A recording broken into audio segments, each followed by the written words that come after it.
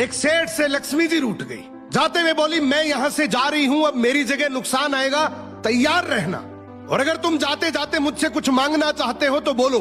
सेठ बहुत समझदार था, बड़ी विनम्रता से बोला, माता नुकसान आ रहा है तो आने दीजिए, बस मुझे आप एक वरदान दीजिए कि मेरे परिवार में हमेशा सुख शांति बनी रहे। लक्ष्मी जी मुस्कुराई, तथास्तु कहा और वहां से चली गई। अब उस सेठ की 4 बहुएं थी। कुछ दिनों बाद सबसे छोटी बहू खिचड़ी बना रही थी। उसने खिचड़ी में नमक डाला और अपने काम में व्यस्त हो गई। तभी दूसरी बहू आई और उसने खिचड़ी को बिना चखे ही और नमक डाल दिया और वो भी अपने काम में व्यस्त हो गई। ऐसे एक एक करते तीसरी और चौथी बाकी की 2 बहुएं भी आई, उन्होंने भी खिचड़ी को बिना चखे ही उसमें नमक डाल दिया। अब रात को सबसे पहले सेठ खाना खाने बैठा। जैसे ही उसने खिचड़ी का 1 चम्मच लिया, उसे महसूस हो गया कि इसमें बहुत ज्यादा नमक है, और सेठ जी तुरंत समझ गए कि नुकसान आ चुका है। किसी से कुछ नहीं कहा, चुपचाप खिचड़ी खाई और चला गया।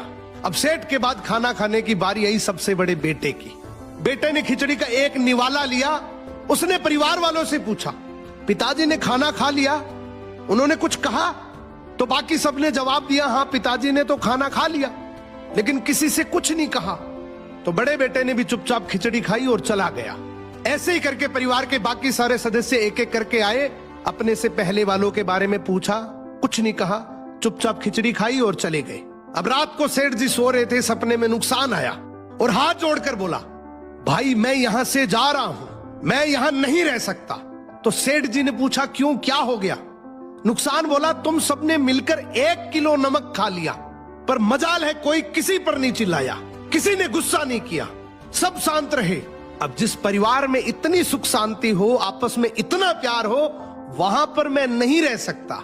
निष्कर्ष कि जिंदगी है तो उतार चढ़ाव, दुख सुख, फायदा नुकसान सब चलता रहेगा, लेकिन जिस परिवार में आपस में लोगों में प्यार है, सुख शांति है, छोटे में आदर, बड़े में बड़प्पन है, उस परिवार का कोई नुकसान, कोई आपदा कुछ नहीं बिगाड़ सकता।